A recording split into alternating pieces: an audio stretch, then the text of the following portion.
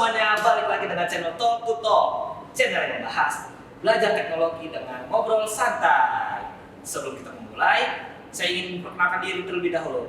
Nama saya Sofi, selaku host, dan ini teman saya. Saya co-host Dia Aida. Sofi, gimana kabarnya hari ini? Baik sekali. Waduh, ganteng banget nih hari Oh ini. iya dong, terima kasih. Hari ini kita kehadiran tamu sangat spesial. Tamu ini sangat banyak sekali pengalamannya. Siapa tuh mau tahu? Tanpa basa-basi lagi, kita langsung sambut saja Pak Suryo. Hai Pak. Iya, halo Pak. Pagi.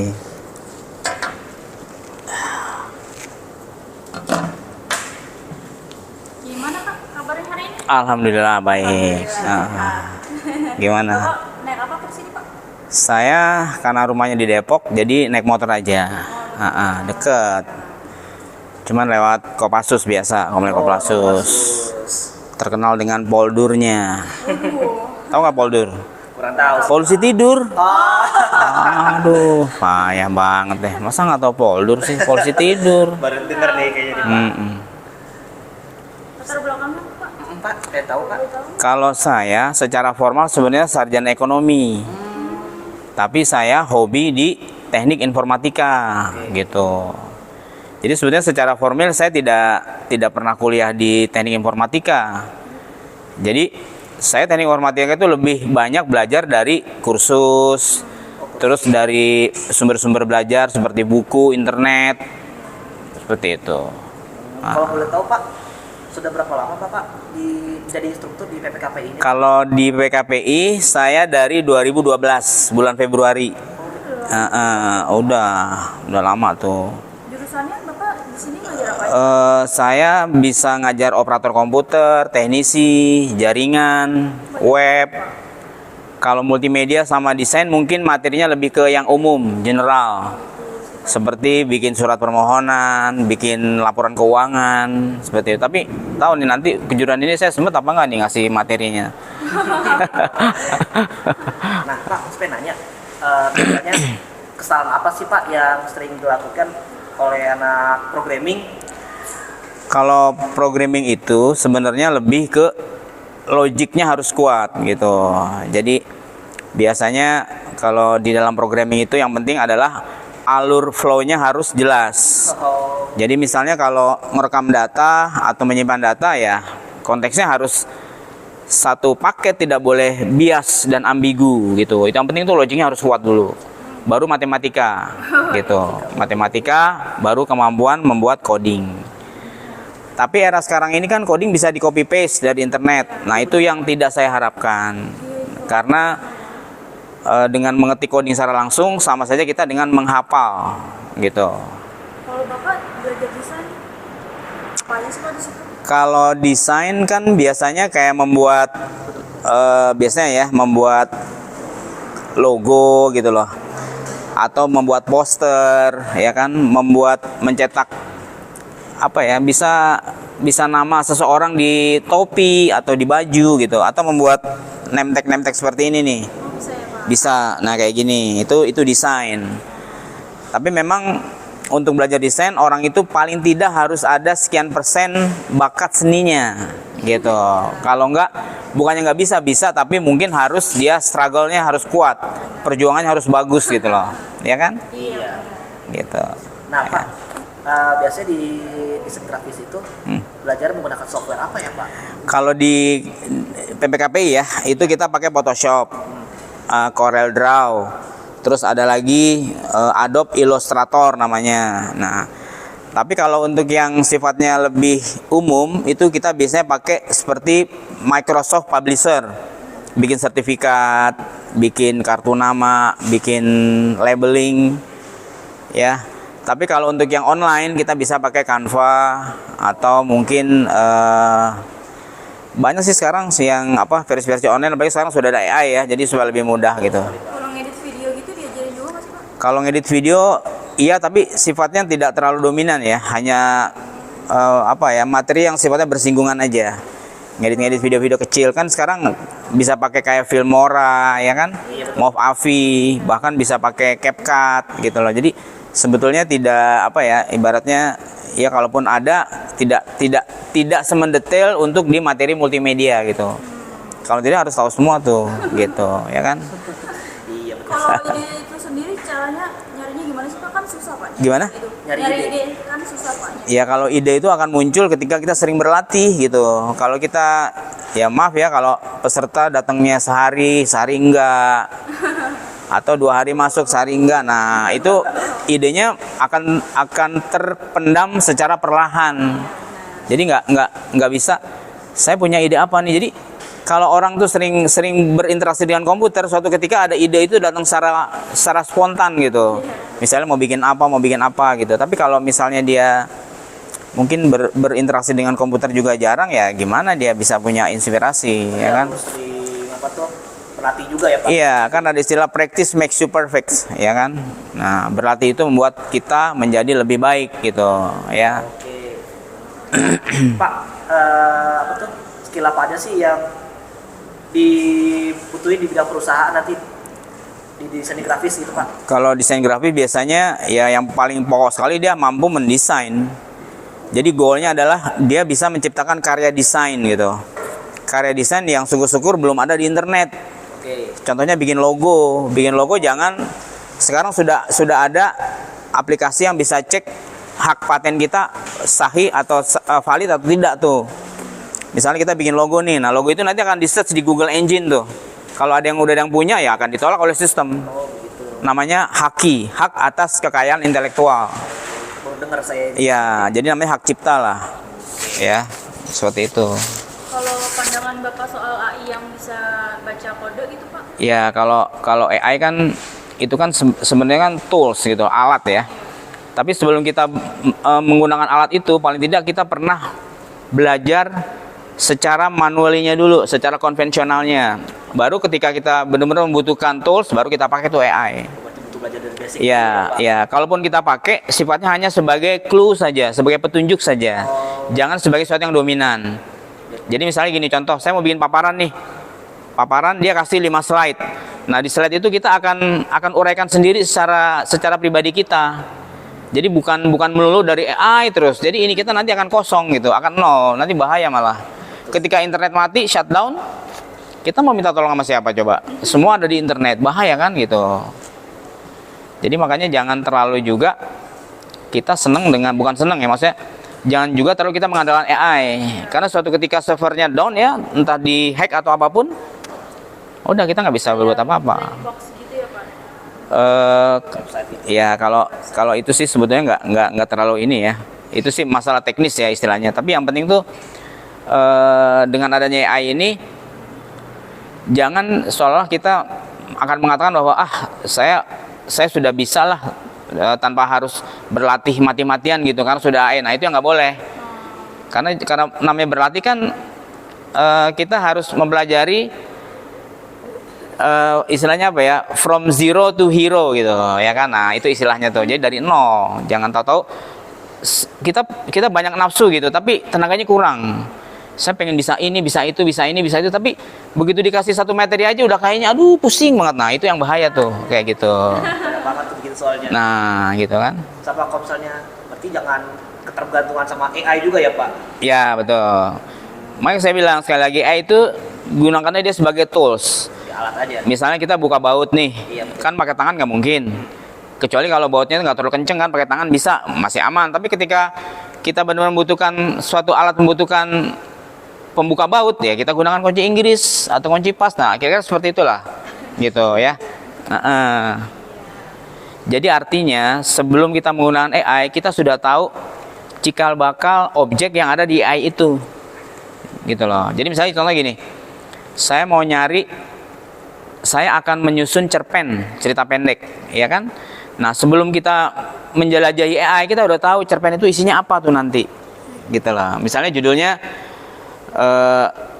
rahasia PC untuk kehidupan manusia misalnya gitu. Nah jadi kita jangan langsung ujuk-ujuk buka AI, tapi kita coba bikin topiknya dulu tuh, pendahuluan, maksud dan tujuan dan sebagainya. Nah kalau udah ketemu baru kita ramu di AI, gitu caranya. Buat gambaran aja ya. Artinya apa, ini kita nggak mati gitu, tetap dinamis kan gitu, ya kan. Nah Pak, gimana gimana sih Pak cara menjaga murid biar tidak menyerah kan, biar motivasi lah. Gitu. Ya kalau jadi gini ya. Sebenarnya yang pertama ketika kita berdiri di depan kelas adalah bagaimana menciptakan suasana kelas yang menyenangkan dulu. Oke. Ya kan? Jadi misalnya kita kasih ada istilah analogi itu. Analogi adalah menceritakan sesuatu yang mirip dengan objek yang mau kita ceritakan. Seperti misalnya gender. Gender itu kan kalau orang awam kan mungkin agak sulit menerima ya, apa sih arti gender itu sebenarnya gitu ya. Nah, terus saya bikin analogi misalnya dengan sepasang sendal. Bahwa gender itu harus ada sendal sebelah kiri dan sendal sebelah kanan. Iya toh? Perempuan tidak akan bisa eksis tanpa ada pria. Pria juga tidak akan bisa eksis kalau tanpa ada wanita. Nah, gitu. Kira-kira seperti itu. Jadi harus ada namanya analogi. Gitu kira-kira. Kalau pengalaman paling berkesan selama mengajar di PPKPI? Pengalaman saya ya kalau pengalaman ya, pengalaman atau kesan? Boleh kesan. Boleh, Pak. Ya kalau Kesan yang pernah ada. kalau kesan itu sebenarnya setiap angkatan itu pasti beragam gitu loh. Tapi paling tidak saya bisa melihat bahwa seseorang itu akan terlihat ketertarikannya ketika kita memberikan tugas-tugas sebetulnya. Jadi kita kasih tantangan tuh. Kayak mungkin kalian kenal Pak Mulki ya. Pak Mulki itu sifatnya strict tuh kalau tugas. Jadi kalau nggak dikerjakan ya tetap akan dituntut tuh harus jadi itu hasil job sheet-nya gitu. Kalau saya mungkin masih ada toleransinya lah, tapi tetap itu merupakan kewajiban mereka. Jadi sebenarnya karena ini kan rata-rata usianya udah dewasa nih, jadi nggak ada istilah harus dipaksa gitu, enggak gitu loh. Jadi sudah harus berangkat dari kemauan sendiri, motivasi sendiri gitu yang betul tuh. Jadi jangan, maaf ya, gampang cengeng lah gitu. Cepet-cepet udah bosen, cepet-cepet udah nyerah, cepet-cepet udah aduh lama-lama pusing nih, nah gitu kan. Nah sebaiknya, jadi itu perlu kita berikan motivasi itu di awal ketika kita pelatihan gitu, ya kan. Nah Pak, menurut Bapak sendiri jurusan apa sih Pak yang paling berguna atau berpengaruh nanti di masa depan nanti Pak? Ya sebenarnya semua kejuruan itu kembali ke kebutuhannya dan skill orang itu yang bersangkutan. Oke. Karena orang yang mungkin skillnya di desain dipaksakan di programming kemungkinan bisa tapi hanya 50% misalnya lah.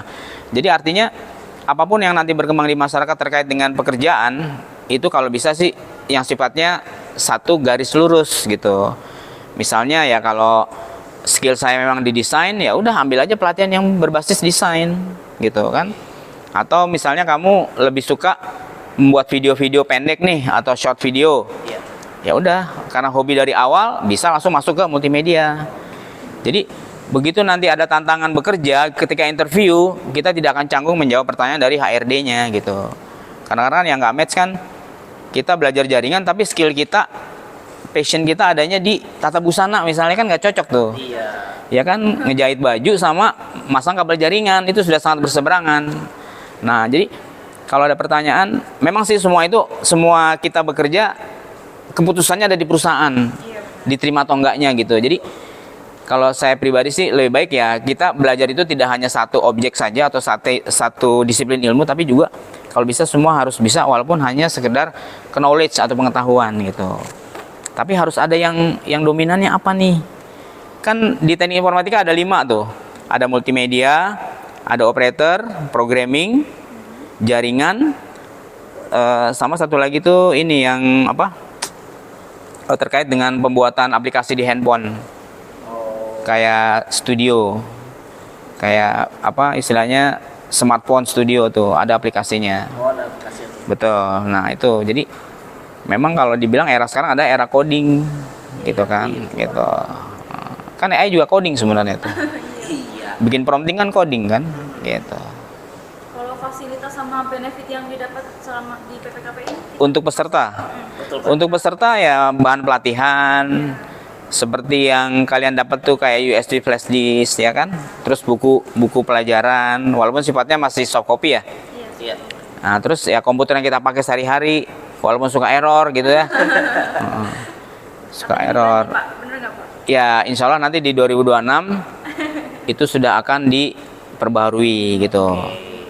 Cuma sayangnya tahun 2006 saya sudah pensiun gitu ya.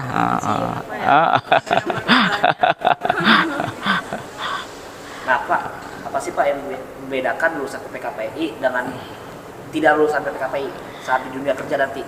Ya kalau itu saya tidak bisa secara ini ya, secara ibaratnya secara saya nggak bisa melihat secara kenyataan di lapangan gitu.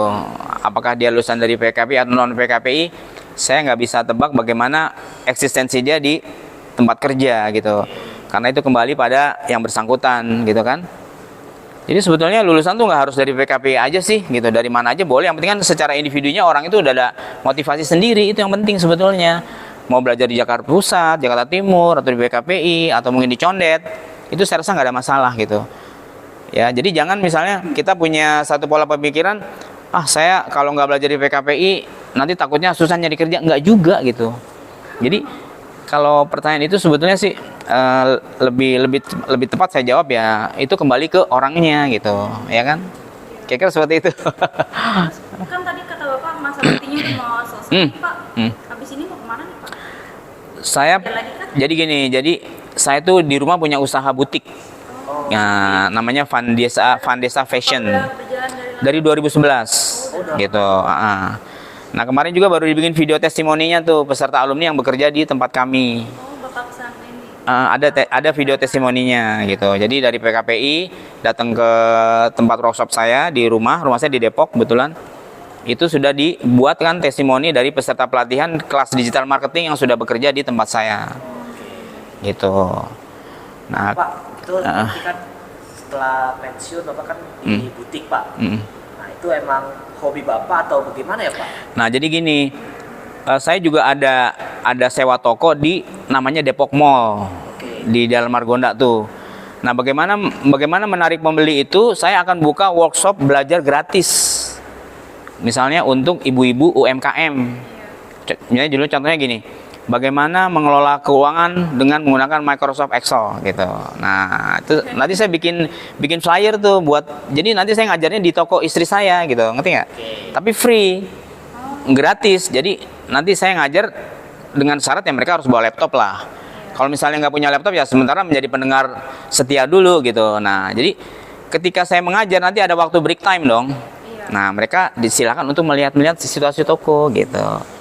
Nah, satu atau dua mungkin ada yang beli atau enggak, itu enggak masalah lah. Yang penting kita sudah memberikan materi yang memang terkait dengan kan ibu-ibu yang datang biasanya ibu-ibu yang punya usaha kecil-kecilan juga tuh. Misalnya jualan somai, jualan keripik, jualan apa. Nah, gimana sih bikin laporan keuangan yang bisa dijadikan tolok ukur bahwa saya ini usaha rugi apa untung sih gitu kan. Kadang-kadang orang jualan keripik apa ditanya laporan keuangannya punya nggak punya, untung apa rugi nggak tahu kan gitu. Tiba-tiba singkongnya habis, duitnya habis, ya misalnya gitu. Nah, ya jadi dengan adanya workshop itu mudah-mudahan ibu-ibu tadi yang nggak ngerti jadi ngerti. Oh, cara bikin laporan keuangan kayak gini, ada untung, ada rugi, ada profit margin. Kenapa bakso yang harganya 10.000 per mangkok bisa lebih nggak laku dengan yang 15.000 per mangkok? Oke, nah jadi kayak gitu. Jadi nanti kalau saya pensiun ya, kalau tadi pertanyaan untuk fokus di butik juga enggak. Jadi saya hanya sifatnya mensupport aja. Tapi tetap saya ngajar gitu, ngajar secara online. Saya nanti akan buka kursus namanya Kids Programming. Ya. Program buat anak-anak yang usia 7 sampai 12 tahun. Gitu. Dengan menggunakan aplikasi Scratch namanya. Ya. Jadi bikin program animasi itu. Multimedia cocok tuh, multimedia. Jadi misalnya kayak bikin alur cerita Sangkuriang misalnya. Mulai dari dia ketemu terus berburu di hutan, ada background, ada suara latar belakang. Nanti ada voice over, bikin animasinya, tapi bukan manusia, tapi kayak 2 dimensi gitu. Nanti bikin latar belakang gunung, belakang hutan gitu. Nanti dia bergerak terus, jadi seperti video tapi dia lebih ke kartun gitu. Kayak gitu. Kalau daftarnya gimana tuh Pak di butik itu? Kalau yang untuk yang apa? Cara ngedaftar butik gitu Pak atau? Yang tadinya tadi. Daftar apa tuh maksudnya?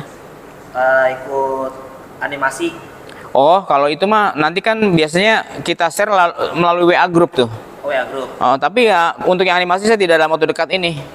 Mungkin menjelang akhir tahun kali. Kalau di PKP itu udah nggak ada jadwal ngajar lagi tuh, baru agak santai gitu. Nah, baru saya bisa expose di luar gitu. Kalau yang workshop itu Pak yang ngajar Itu biasanya nanti jadwalnya dari istri saya tuh. oh dari istri. Jadi gini ya, saya dulu pernah ngajar diundang ngajar di rumah sakit Bayangkari, tau nggak, yang di Kelapa II. Kurang tahu. Nah, jadi saya tuh ketika mengajar, jadi gini ya, saya ditantang gimana nih supaya ibu-ibu jualan nih pada laku gitu loh. Oke. Ngerti nggak? Ada yang bikin kue apa ya, kayak keripik singkong, peyek gitu loh, kue apem segala macem lah. Nah, akhirnya gini, saya coba bikin workshop di mana nanti ibu-ibu itu membawa tester makanannya di depan kelas gitu loh, ngerti nggak? Ditaruh di sebelah. Jadi ketika saya ngajar tuh makanan yang mau ditester tuh udah disiapin gitu. Nah, terus begitu break time saya bilang, Bapak Ibu sekalian silahkan mencicipi bikinan ibu-ibu warga setempat nih gitu. Kan nyicipin pasti ada yang beli dong. Masa lo nyicipin doang beli enggak gitu kan. Nah, jadi saya bisa pakai trik kayak gitu tuh untuk bisa supaya mereka punya produk tuh laku gitu loh. Jadi yang belajar tuh ya mereka yang jualan juga. Mereka jualan, mereka beli juga gitu akhirnya. Ngerti nggak? Iya betul. Gitu loh, ya kan? Nah, itu bisa sebagai trik bagaimana sebuah produk, entah itu produk barang atau jasa, bisa bisa ada omsetnya lah gitu. Nah, jadi saya bisa menggunakan strategi seperti itu. Itu Gitu. nama usaha tadi apa Pak?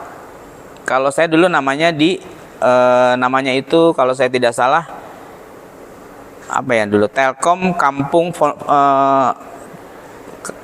kalau nggak salah itu. Jadi saya kerjasama dengan orang Telkom waktu itu. Oke. Orang Telkom. Kampung Teknologi Foundation, Kampung Teknologi Foundation. Nah, di daerah di sebelah Rumah Sakit Bayangkari itu, Kelapa II.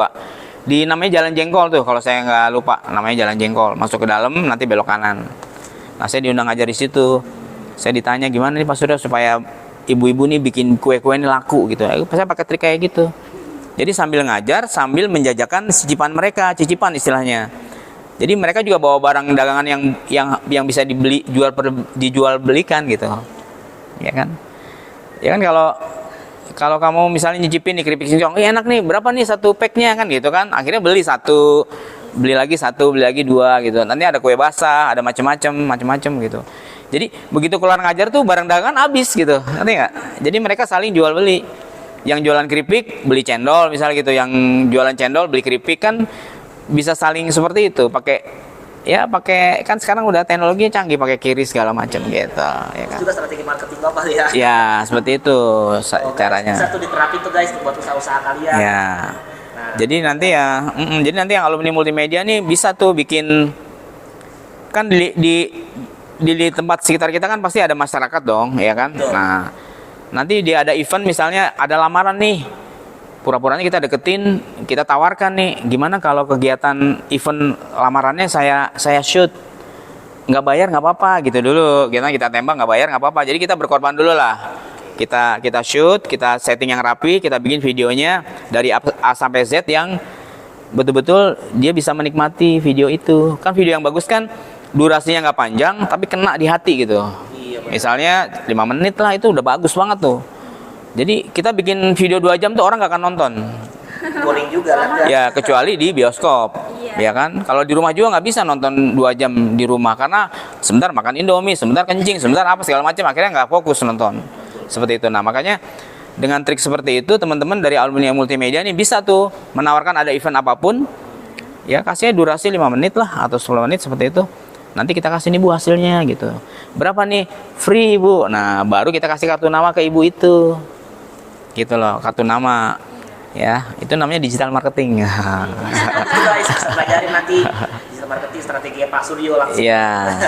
Seperti itu. Terus kalau dengar-dengar pengalaman katanya PNS pernah di Bandung Pak, bener nggak? Kalau PNS itu ikut pelatihan aja, bukan saya pindah ke Bandung, enggak. Jadi hanya pelatihan. Dulu saya pernah ikut namanya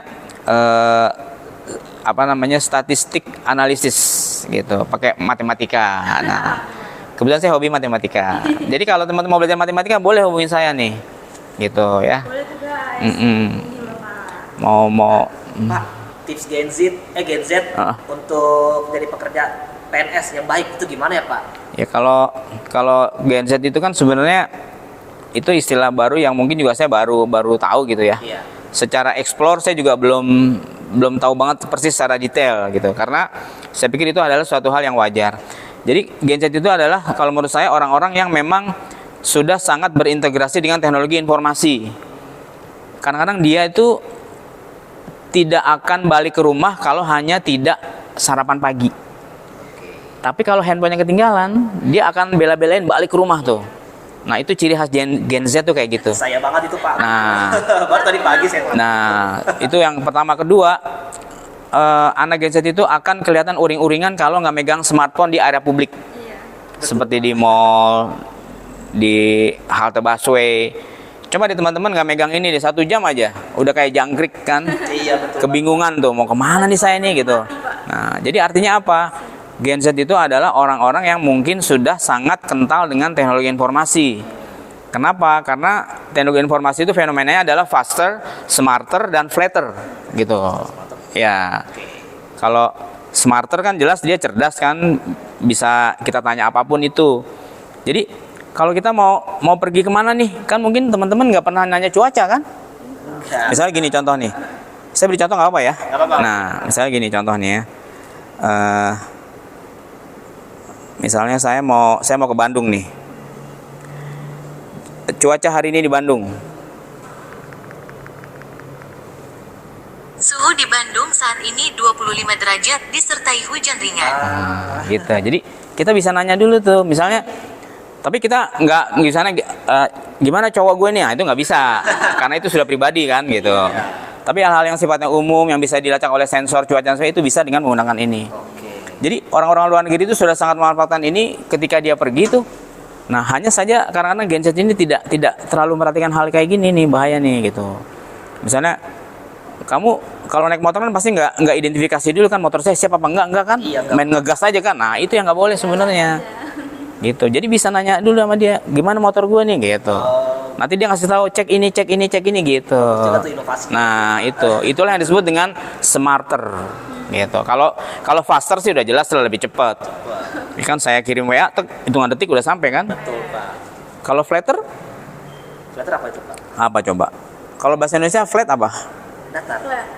Nah itu terkait dengan teknologi komunikasi itu kayak video call.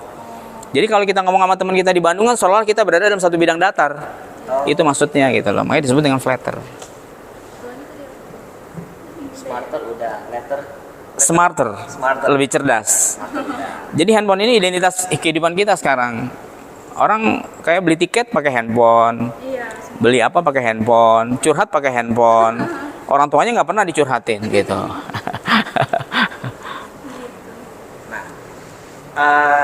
Pak, apa tuh?